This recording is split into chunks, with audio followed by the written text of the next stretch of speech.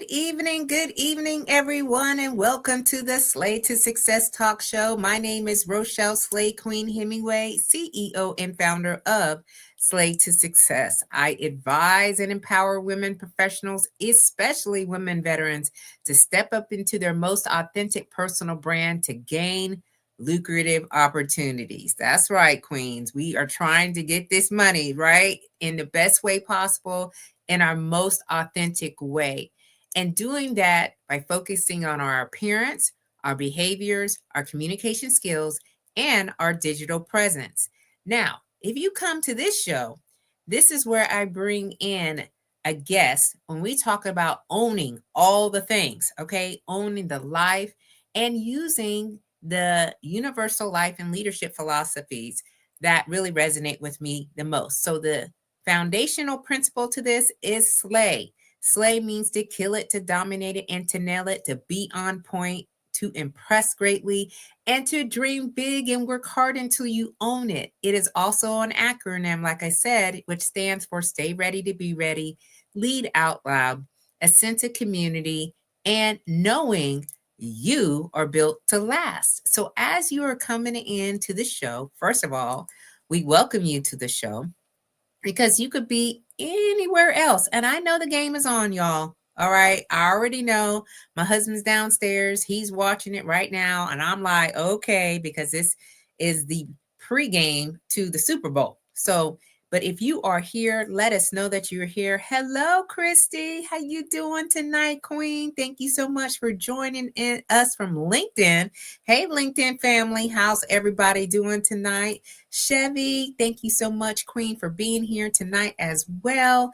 So, ladies, we are in for a special treat. Okay, so buckle up because, again, I bring in guests that I meet along this journey.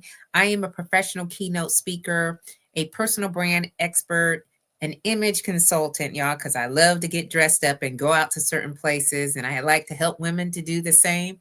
A 4-time author, a talk show host of not one, but I got another one that I have on Tuesday mornings at 10 a.m. Eastern Standard Time, which is the Rise and Slay Show. Okay, well, we talk about all about personal branding and the power of personal branding. And as well as a United States Air Force veteran of 30 years. Huh? So when I'm in these streets, because I'm trying to live this life out loud and do all the things that I can as I'm in this entrepreneurial journey. And I meet such incredible people, y'all. And I have to bring them on the show to get to know them just a little bit better and to give us inspiration and to allow us to see what they're doing. So this is essentially my way of just bringing in all the great people that I meet. Okay, so tonight, y'all, we have Viktoriya Selden. Okay, Viktoriya Selden and I met at the Businesswomen's Network of Howard County event that one of the women that belong there or is a member of, she had an event at her house. And so we got to talk and I was like, yes, Queen, let's get on this show. Okay. Viktoriya is dedicated to helping neurodivergent individuals thrive at work by guiding them to understand their unique talents, their challenges, and their needs, while equipping them with strategies for success. Okay, even in just that first sentence, it already says slay to success. Okay, and through her private practice, Personalized Career Services LLC, she helps her clients identify the right career paths, the work environments, and responsibilities that align with their strengths. Now, she also supports them in navigating workplace dynamics and advocating for their needs. With nearly 20 years of experience, Viktoriya is expanding her impact by partnering with other professionals and businesses to educate them about neurodivergence and inclusive practices at work. Viktoriya holds a master's degree in vocational evaluation and an internationally certified vocational evaluator. And she is also a certified master of career services and a global career development facilitator. Okay. All my queens, they listen. We's not playing out in these streets, okay? Glenroy, how you doing? You said you're multitasking on here, working on your federal resume, and you have the game on. Okay, because I know the game is on for you. All right. Gonna sleep pretty well this evening. I know that's right. Okay. So thank you so much for being here live with us this evening. Last weekend we weren't here, but we are here this weekend. So let me just go ahead and bring my guest to the stage. Hey, Victoria. Hi, how How are you you? doing? I'm well. Good. How was your day today? It's been going great. I am so happy to be here. I'm so excited to have this conversation with you. Thank you for the Listen, introduction. absolutely. Like I said before, when we were at the Business Women's Network event, I was like, man, this sounds so much in alignment. She has to be on this show. We have to get to know each other just a little bit more. And I said, why not bring you here so that I could share you with my audience and be blessed with your knowledge, what you have gone through, your journey, and so forth, so on. So, outside of what I just shared, like tell us who Victoria is and kind of a little bit about your journey. Absolutely, absolutely. So my, my personal story is I was born in Russia. I'm half Russian, half Ukrainian. I came here when I was 10 years old. Um, Went through school here, college. I was pretty ambitious person. So I got my master's degree. I really wanted to become self employed. So I did that for myself. I was full time self employed by the time I was 30 years old. Wow. And my practice was providing career services to individuals with different types of disabilities. Um, and and so I've been sticking with my private practice since then. And of course, as you can imagine, it has evolved Hmm. for several reasons. I can definitely go into that as well. Yeah. It's so interesting to me. Like, you come here to the United States, and we've had several guests who've been from other countries. And even through some of my circles that I have, and you come here and you knew right away that you wanted to be self employed. So you started your own path, and very early on, you were an entrepreneur. You already had a business at the age of 30. Like, where did that insight come from? Was it because of your upbringing and you thought, hey, this is the best way for you to make a living? Like, how did that come about? Yeah, so actually, definitely not because of my upbringing, because Russians, especially back then, still very traditional. Very much you get a job or a career, you stick with it. You do what you're told. So my family, my parents were actually pretty terrified when I said to them, Mm, I'm going to establish an LLC. I'm going on my own. Um, they weren't discouraging me, but they were terrified. I would say yeah. that. Well, it's Um, a risk. of course, of Yeah. course, of course. What it was for me, and this is another part that I can talk about, but it was having a job and seeing just so many things that did not make sense to me in terms of the way the workflow, the schedule was, the way we were asked to do things that weren't always correct or didn't make sense, but the it was assigned to us from individuals who were not doing the work, right? So they didn't Hmm. understand. And I always felt like I can do this better if I did it myself, right? Right. So if my brain is tired and disengaging and I'm just scrolling through on my phone, why am I, sitting here for 2 or 3 hours just to wait until 5 o'clock, right? When I can go home and I can do something else. And then another day when I'm in the flow of things, hey, let me stay here until 7, 8, let me work. But, a regular 9 to 5 job does not work like that. Yeah, it does not. And I'll tell you, even from the military side of the house, that doesn't work either. You Right. will stay until the clock turns off, or, sometimes, you're working 12, 14, 16-hour days and you're just there. And you're right. Sometimes you're just scrolling and there's dead time, if you will. There's nothing that you're not being productive, and you're not really having the progress. You're just sitting there, right? So did you work a 9 to 5 before you started your business? I guess they weren't. traditional 9 to 5. I worked as a teacher assistant in a special education school. So it was a set schedule, but it wasn't like a desk job. And then I worked as an employment specialist where we did some in-office work. We also did, job development in the community. We did job coaching. So none of the work was ever, just a desk job. But still, if you're in the office, right, then you're not going anywhere until that clock runs out, right? That's right. And the Yeah. opposite, where if you're in the flow of things and hey, let me go, let me keep working. No, 5 o'clock, we're shutting down. We're closing the office. There's, you can't stay there.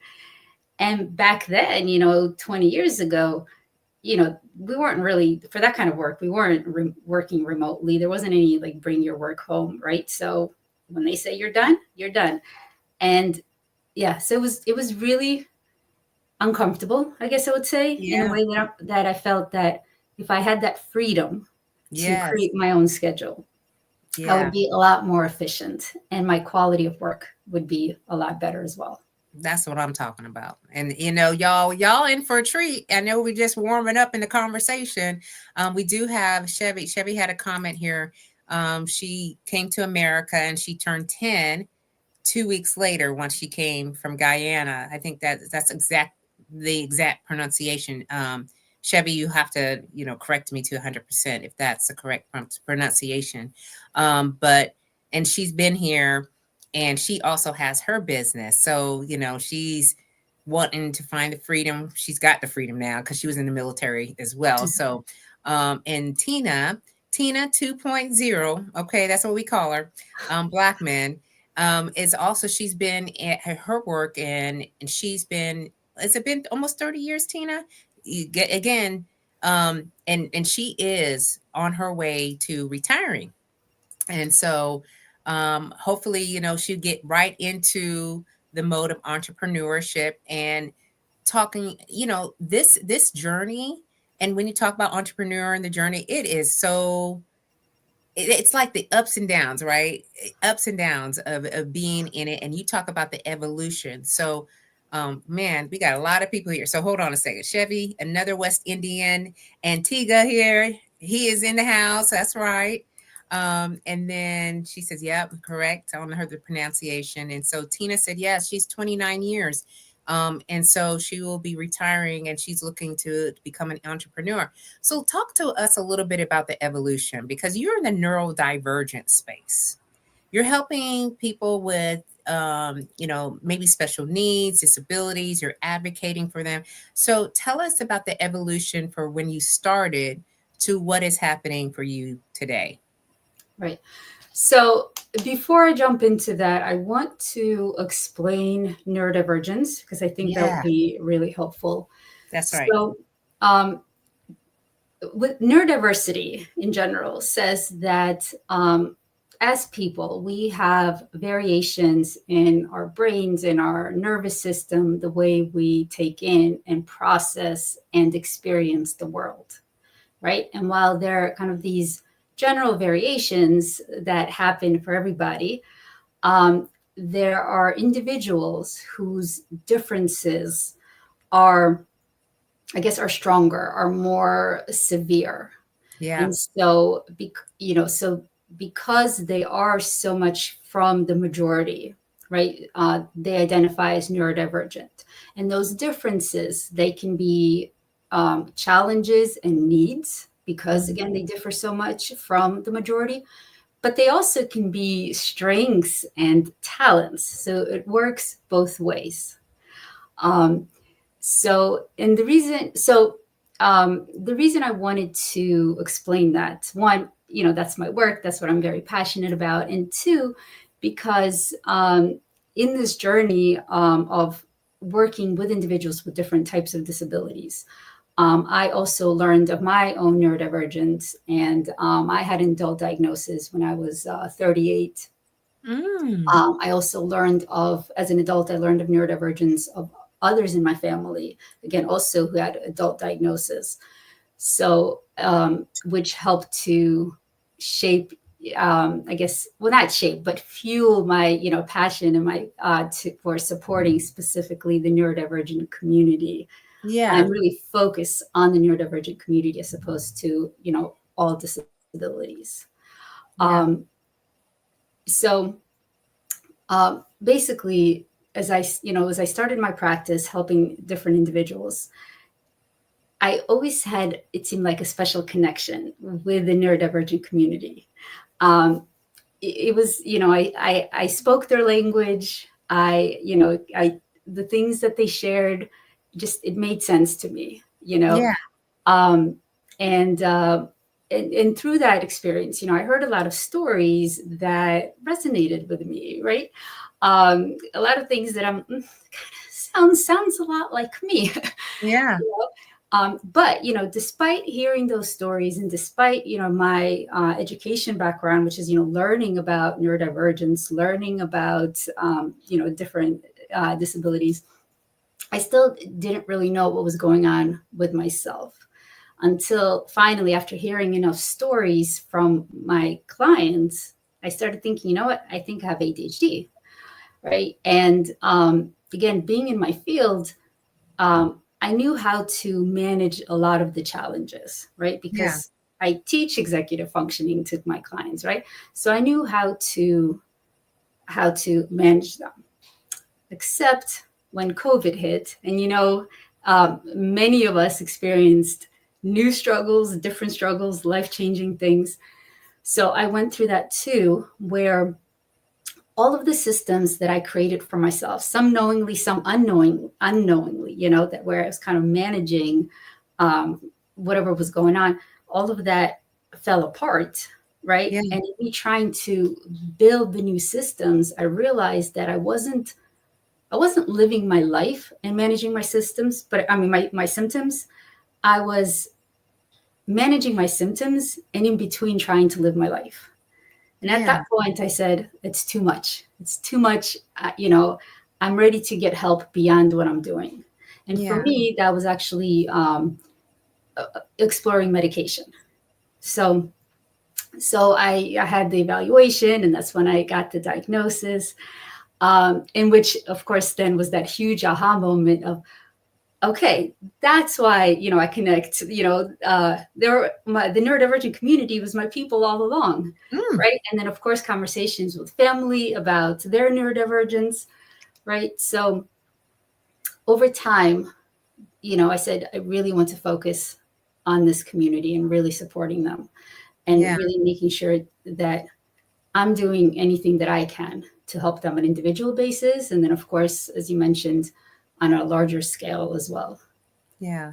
I have a few questions for you, Viktoriya, because I mean, that's a lot of, you know, the way that you shared, and I'm trying to break it on down.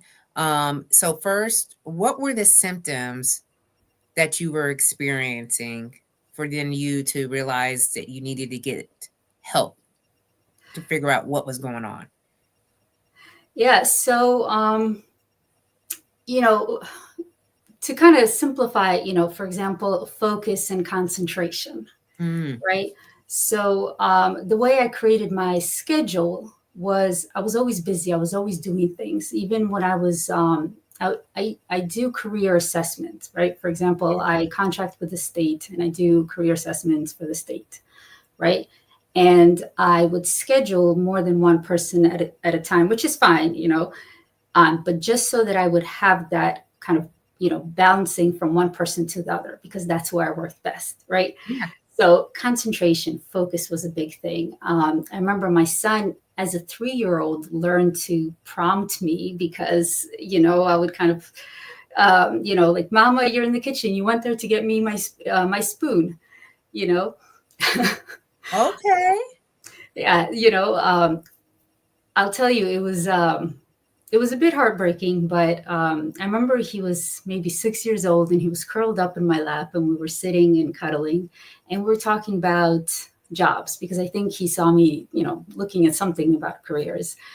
And he said to me, you know what, Mama, you could never be a doctor. And I said, why not? And he meant, like, medical doctor, right? And I said, why Mhm. not? He said, well, you'll be doing surgery and then you'll just space out on like something on the wall and you'll forget what you're doing. It hurt. But at the same time, I understood where he was coming from, the things that Yeah. he observed. So again, that's just one example. But it's managing my energy. That was another big one. I have a lot of energy. I am better in motion, in movement, which is also why I'm using my hands right now. I have Yeah. it right here. Yeah. So when COVID hit and everything went onto Zoom, that was really hard, right? And I would catch myself and I'll do, my chair was going like this as I'm talking to clients. Not okay when they're sharing really personal things and the person in the back is, so, or I would have to, after every Zoom session, I would have to go for a quick walk, right? Yeah. Which sounds nice, right? Healthy, but time-wise, that's not feasible, right? Yeah. So there was a lot of small things, things with time management, even shifting of attention. Like if I was doing something and I would answer a phone call, it would take me a really long time to be able to refocus. And interestingly, a lot of those things I actually did not fully even understand until I tried medication and I saw the difference. Yeah. I think many of us can resonate with what you're saying. We may not have it to your degree, if you will, but, I think even life as things change in the environment, like we have to adjust to them. And COVID was one of those things. It was like every routine, habit, system that you had in play before, it was like it's out the window. And you're trying to really figure out the best way to handle the crisis, because we were all in crisis mode, and then to handle the dynamics of the work dynamic of your family. I mean, it's just the compound of it. And you're right. I think a lot of us took on some coping mechanisms that maybe we weren't doing prior.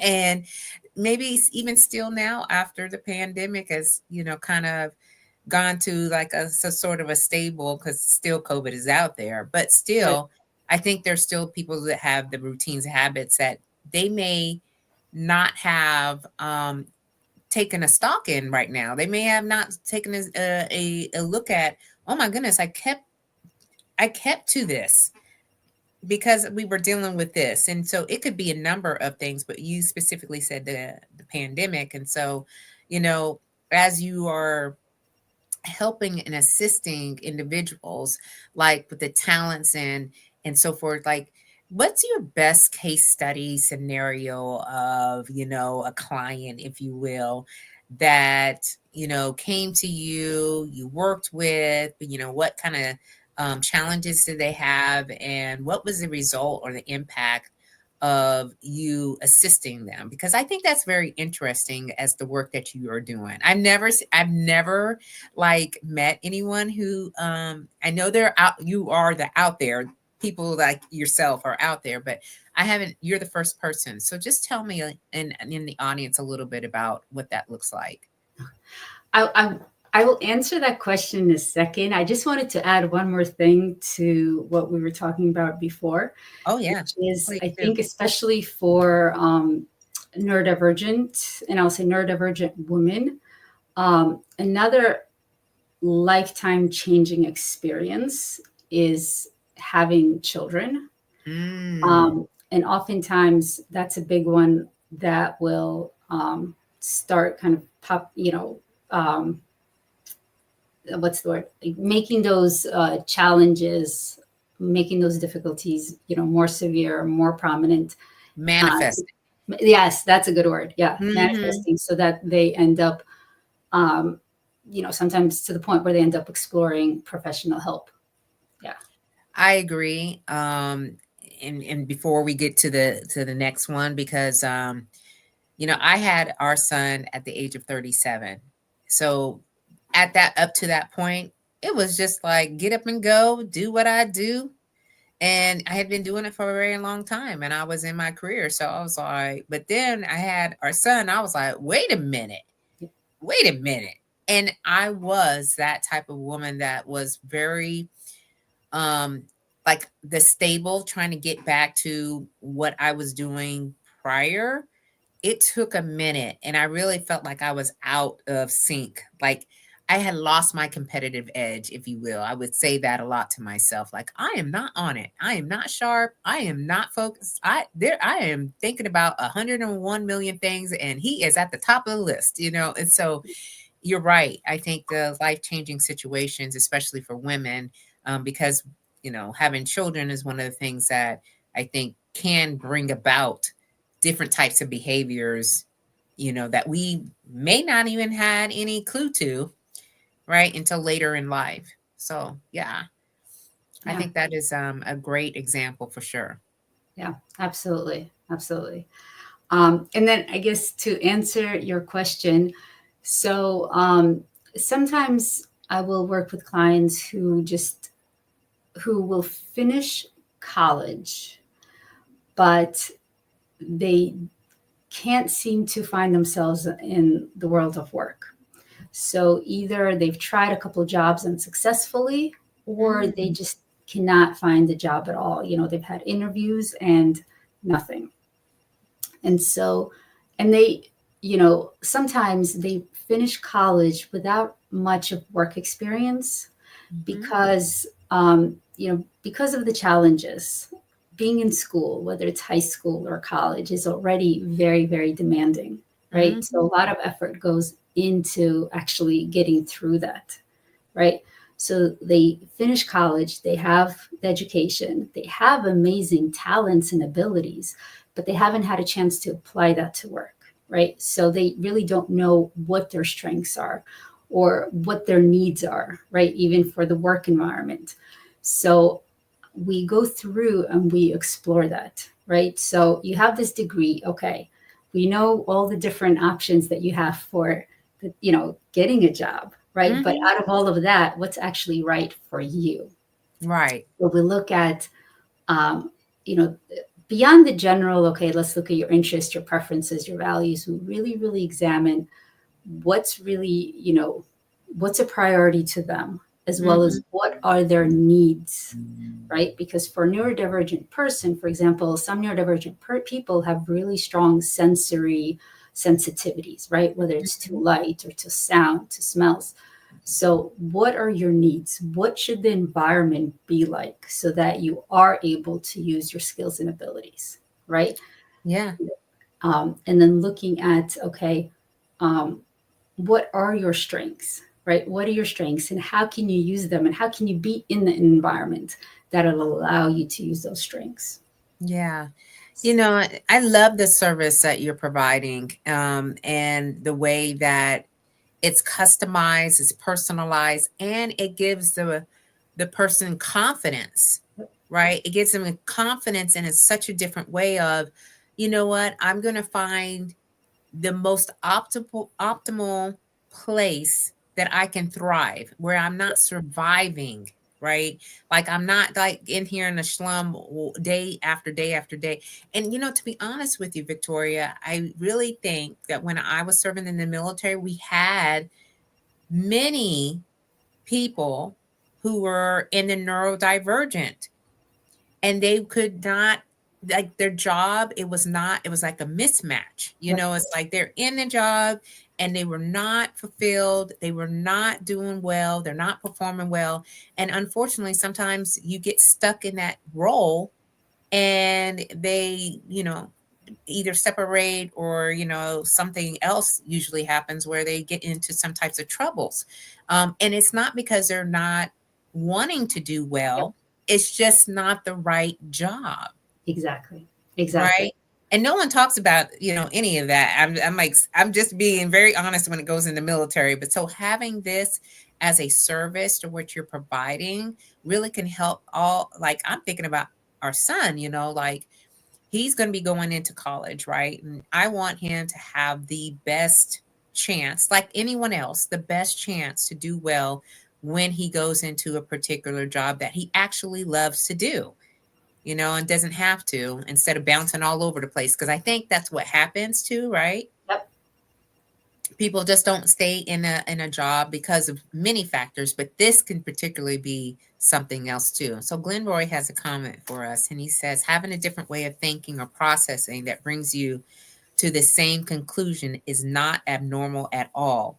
Neurodivergence is necessary in every industry or career because the differences in how people think allow for a more holistic continuum of thought. Yes, absolutely. Well said. Well said. Yeah. Yeah.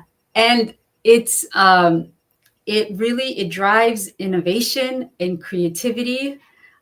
Just, that different way of thinking outside the box. It is so necessary. But so many people don't have the chance to do that, to apply those strengths that they have. I hear so many stories, and these are, well-educated professionals who say it's so difficult for them to get through the day, right? Mm. That they come home and they'll just lay on the floor and they'll cry. Yeah. Oh, I've heard stories of, people having to go into like a dark room or their bedroom, turn off the lights, or even something as extreme as going in their closet just because they're so sensory overloaded from doing the work, from doing everything. And it shouldn't be like that. It shouldn't be no. like that. And there's so much talent. There's so much giftedness that's untapped because of the way work is structured, Yeah. and the inflexibility that's there, that does not allow for those differences that are usually pretty easy to adjust, to make those adjustments. Yeah. So, what do you share with leaders? Because, I talk a lot about leadership here on the show too, because, first of all, I just love talking about the art and science of leadership, and being in the space for a very long time, and now helping women who have been in leadership roles kind of do this transition shift and being the leader of their brand, their, business, or, their life, if you will.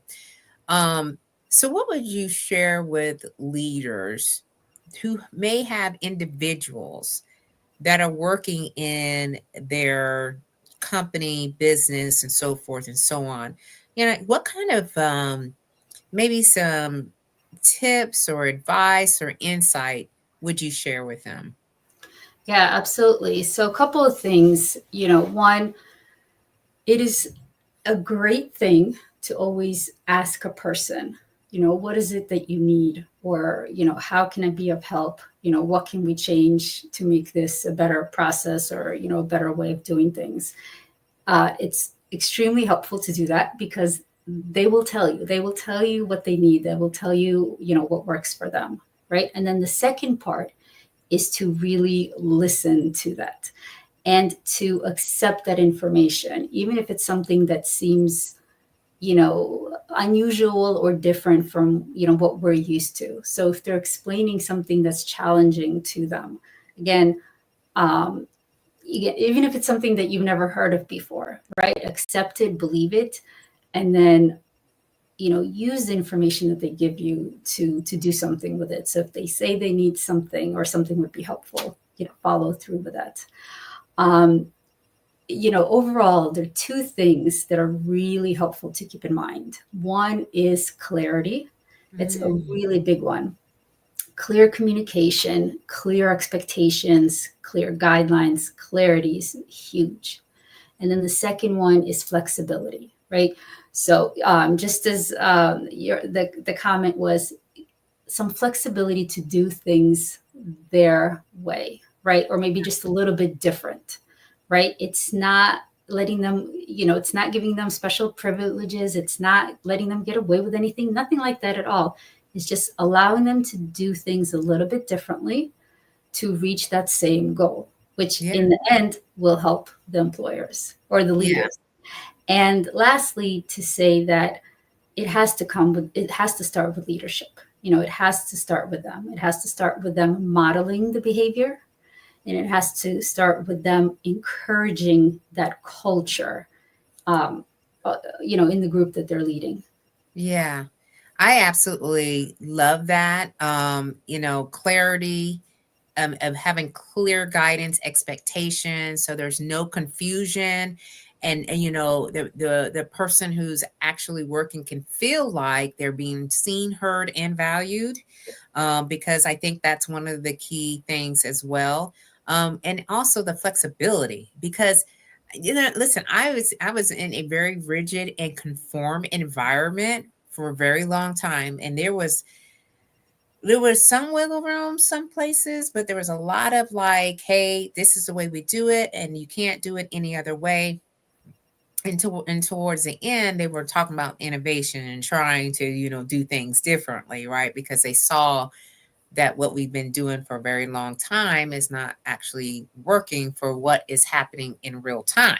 Right. So, having the ability to recognize this in the people that you're leading, right? And if you are a good leader, you'd already know that this is happening. And then you have a candid conversation with your employee to let them know, hey, we noticed some things, and being very genuine, sincere about it. And I think that's what the world needs more of, is genuine, sincere leadership, Yep. right? And making sure that everyone is included, because that's the other word that you used in your bio, is the inclusiveness, right? So having everyone have an opportunity, have a voice, and bringing up different ideas and thoughts and perspectives, so we making a holistic and around what we call whole team effort, as opposed to just one or two people. So Right. And recognizing that people have a different way of delivering that information, or different ways of processing, contributing that, and giving space to everybody to contribute in a way that's comfortable for them. yeah. So I absolutely love our conversation. Good evening, Charlene. How you doing, Queen? She's on the YouTube side of the house, and so she's just saying good evening to both of us. So the other thing that I'm very interested in understanding as well is, we all think, like you said, we're all thinking differently. We have different perspectives about different things that happen in our lives or whatnot. So tell us a little bit about your drive and your motivation, all right, to do what you do. Because I know this is not easy. I know that, this is a very personalized, like one-on-one with a individual, and that requires energy, and, it's like consultation, coaching, if you will. So what is your drive? Why are you doing this? So I really, really enjoy it first, which makes that part a lot easier. I just absolutely love sitting, just like we're doing, one-on-one, and talking to somebody and going really deep. And of course, with the goal of using that information to help them, to empower them, to have them make some big moves that are going to be successful. Yeah.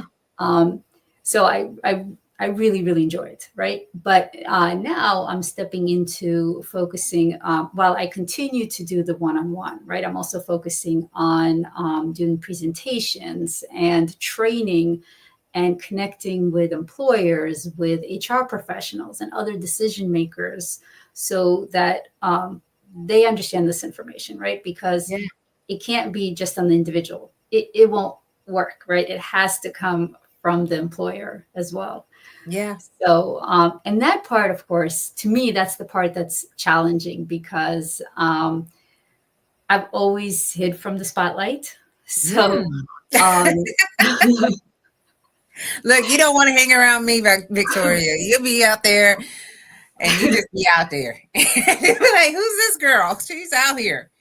Well, let's step to the spotlight, because that's what we're doing.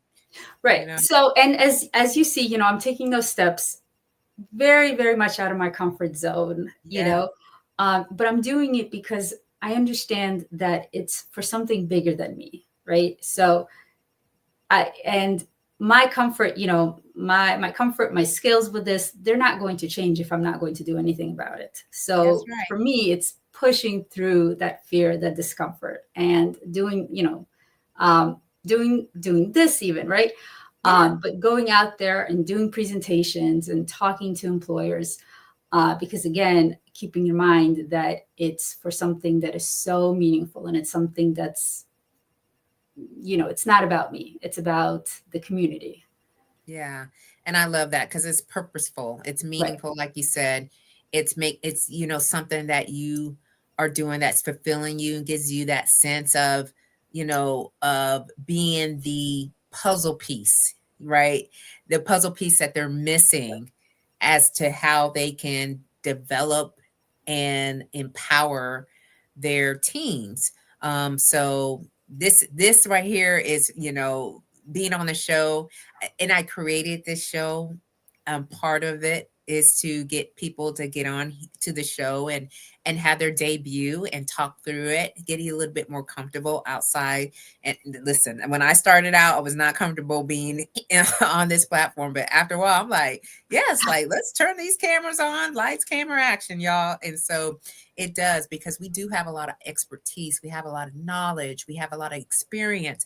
We cannot be the best kept secret. All right. We are the only viable option. That's my belief as to what we do, especially if we create a business that we are very passionate about. Yep. So more people need to know about you. So you're going from the one to one to one to many. All Yeah. right. So this is a new module for you. Glenroy has a comment for us.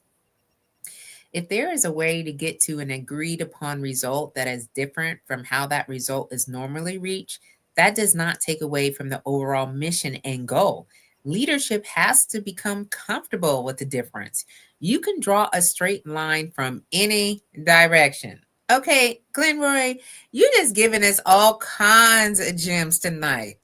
I I'm know, just Glenn. I want to hire you to work with employers with me. Glenroy is always coming through. He's always dropping such great gems of wisdom and value. But you're absolutely right. You know, there's again, a lot of times we feel like it has to be just this way. And it really does not. And the experience that the employee is having, what is the overall experience? Because you want everybody to have a win-win.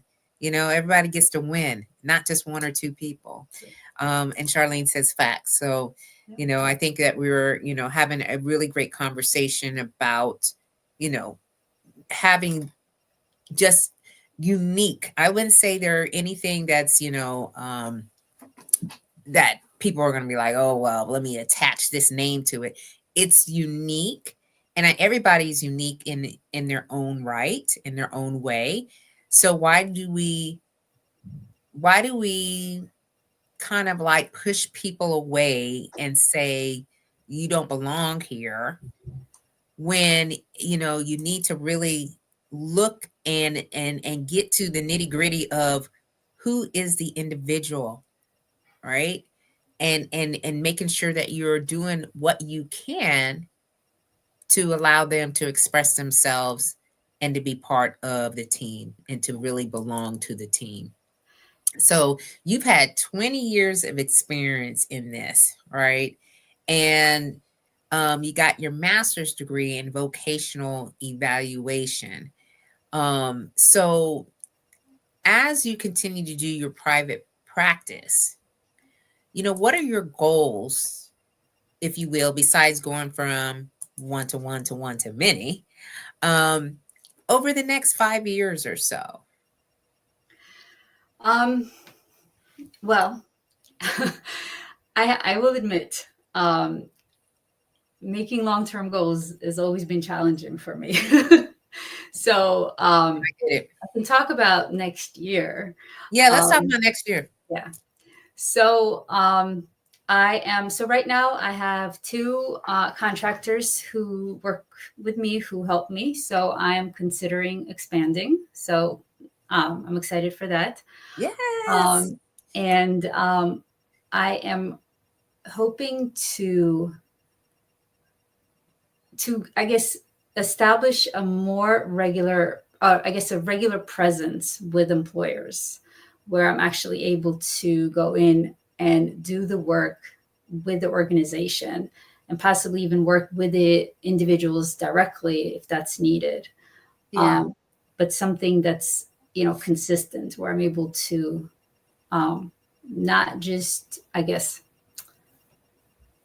would say, not just do presentations with people who already care, right? Who tune in, who want to learn, right? But being able to reach individuals who are maybe not so open, who are skeptical, right? Who are a bit Yeah. resistant, but doing that work and showing to them that it actually helps your business. Like, your business will thrive if you understand this, if you make these adjustments.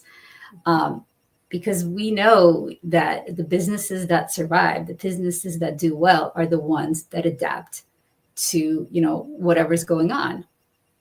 And the neurodivergent community, we're there, whether or not employers want to recognize that or not. We're there, we're working, right? So by implementing some small things, you they would help to really grow and grow their business and help their business thrive. Yeah. I think that is so good insight. That's really great to just leave for our audience. A lot of my audience members are leaders in their own right, but they're in workplace environments. They're in their careers, and having this information even to share when you're just having small talk, y'all. When you're having the cooler talk that we call go and get some water, and and listening to different ways that you can connect, because it's all about the connection Yep. with our people. And I think now more than ever, we need to rally around one another and really take in, the people that are closest to us, and really find out ways to bring each other up, to inspire one another, to encourage one another, to uplift each other. This is just an opportunity to do so. I know we're in trying times right now.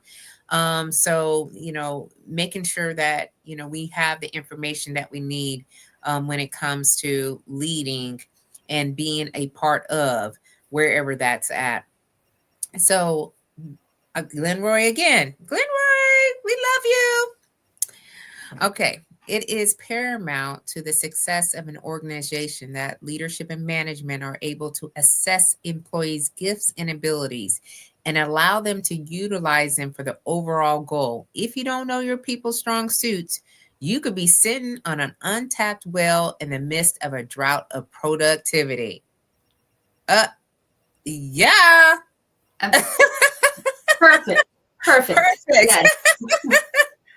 Look, we might even steal some of your, if your comments here, Glenroy, all right, and put it somewhere where it's like attached to this particular episode, because it's just so important. And again, I have led many a teams. I have been in many environments, and I was shoulder to shoulder with so many leaders who just didn't get this. Yeah. They were just wanting to get the job done.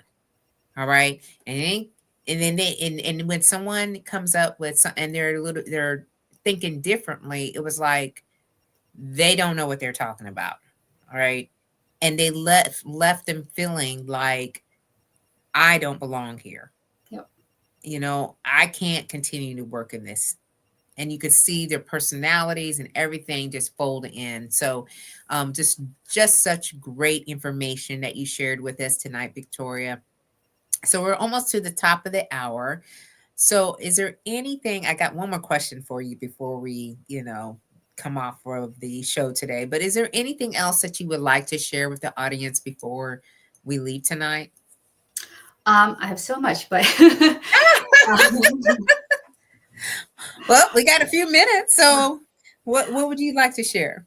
Well, I get, thinking again about leadership, I just wanted to emphasize again the importance of asking questions, right? And then Mm, also being giving feedback honestly. That's also really important. There are a lot of times when a person will come and ask, how am I doing, right? And there'll be no feedback until that performance review comes, right? Um, so just that honesty, um, let the person know if there's something that's going on. Let them know. Let them know before it becomes a problem. Those are, it's so huge. And also be open to exploring ways for improvement together. So be there to make suggestions, to give ideas. Don't put it all on the person. mm, The other thing to say is, if anybody is, identifies as neurodivergent, or maybe they are thinking, that they are, in the neurodivergent community, getting a diagnosis, especially for adults, can be extremely, extremely challenging. Availability, cost, so many different reasons, because it's not typically covered by insurance for adults. So, but if you're somebody who thinks you're neurodivergent, right? The neurodivergent community very much accepts a self-diagnosis. mm. And I just want to share that there are a lot of resources out there, whether it's work related or, anything else. Um, there are podcasts, there, literature, there's a lot of arts, music, even, by neurodivergent people for the neurodivergent community. So to reach out and to connect and to get the resources that you need, to get the help that you need, even if you don't have the formal diagnosis, but you think you are neurodivergent. Yeah, I think that is so important and so good for our listeners. So y'all heard it from Viktoriya tonight, y'all. Okay. Neurodivergent. All right. If there is a community out there and you know anyone who is challenged with being at work, with whatever is happening, and some of the things that I heard was like crying on the floor after the full work day, or going into the closet because it's just over sensory, the just overstimulated for the day. um we need to like better be prepared, be prepared to have these conversations, and some more insight to make us become better leaders, because that's really what we're trying to do, is to include and look out for one another, right? And so Chevy says, great conversation. Thank you, Chevy. And thank you so much, everyone, for being here with us live tonight. Okay, Viktoriya. So, one of the questions that I like to ask my guests at the end is very much in alignment with personal branding. Because I operate in this space, and I'm helping my clients to build a strong, memorable personal brand so it's long lasting and people will never forget you when you come in and out of the room. The one question that we tease out a lot, because then every action is intentional as to how you're going to get there, is what is your legacy going to be? So here's the formal question is, when you're at your 80th birthday party, because hopefully we all will get blessed and get to that age and beyond, what do you want your family and friends to be saying about you? I want them to say, um, Viktoriya had a way of making people feel heard and seen, and she saw them for them and their talents and their gifts, and she impacted in the community in a way that made this place better for those individuals who otherwise may have felt excluded. Yeah, I think you're already there. You're definitely moving in the right direction. I am so excited about your year that's coming up where you're going to level up and grow and expand in your business. I do want to thank our guests for being here live with us. We had Christy Williams. Thank you so much. Chevy was here. Glenroy, Tina 2.0. Charlene was here. Y'all, please share this out with your community. Like and subscribe to the YouTube channel. We're building that channel up with great guests. And Viktoriya, I just can't thank you enough for your time and for actually giving us all these gems. I was just like, I wrote a few things down so that way I can take some notes and pass it on in my journey as well. So y'all, we're going to end tonight's show now. Okay, next week is the 2nd of February. We will be here. Okay, we will be here. I have a guest on the 2nd of February, same time, 7 p.m. Eastern Standard Time. Or you can find me on the Rise and Slay show, which will be on Tuesday mornings at 10 a.m. Eastern Standard Time, where I'm going to share personal brand insights because that's what I'm doing. Okay, so as always, have an amazing week and keep on slaying until you can't slay no more. And I will see you all very, very soon. Bye-bye. Bye, everybody. Thanks for joining. And thank you Yeah, so much for letting me come and share this. And I'm very appreciative. absolutely. I'm looking forward to what you're going to do this year. Yes, Donnell, we're slaying it and we're out. Okay, see y'all soon. Bye, everyone.